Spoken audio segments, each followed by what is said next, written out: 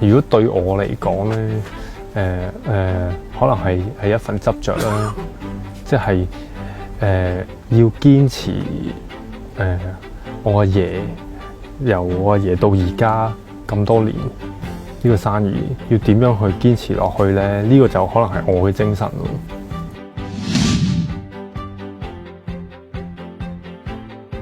由我阿爺開始啦，佢最開頭就喺旺角街頭賣舊書嘅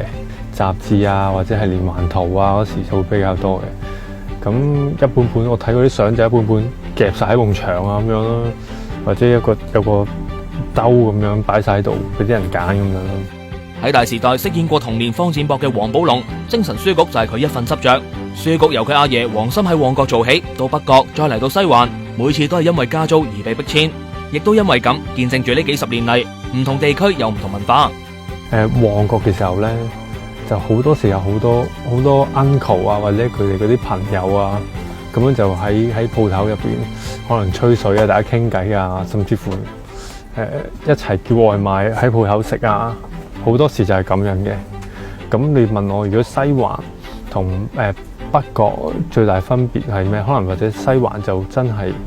多好多老街坊嚟睇書咁咯，朝見口晚見面啊，有時可能一日嚟2-3次嘅，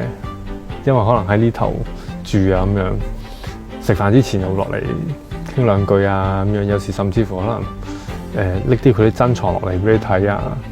係啊，即係可能或者啊今日我去邊度買咗個銀幣，咁樣開過幾年嘅咁樣。時移世易，經營二手書越嚟越難。作為第三代，王寶龍亦都試過跟上時代嘅步伐，幫佢書局就認真搞嗰個Facebook 嗰啲 fan page 啦，讚好啊嗰啲指數啊，我都覺得都 OK 嘅。我最想就係可以幫到呢個書局啦，起碼多啲人去認知到我哋呢一行啦，或者係買賣二手書啦，因為其實到而家呢個 moment有好多人都係我都係啱啱睇到有你個報道，我先知道啲書除咗抌之外咧，都可以賣俾你哋嘅，或者送俾我哋嘅咁樣。不過隨住西環重建，租金不停上漲，意味短期內呢間區內少有嘅二手書店將駐職西環，能唔能夠守住呢份精神呢？不過下年都要續約啊，同埋嚟緊嗰邊嗰區都會有一啲新嘅物業去發展啦。如果你話最大嘅危機，我諗就係要睇下點樣可以加快自己嘅步伐，去追翻呢個環境嘅變遷啦。我諗係睇下可唔可以就係話用盡可能用自己能力去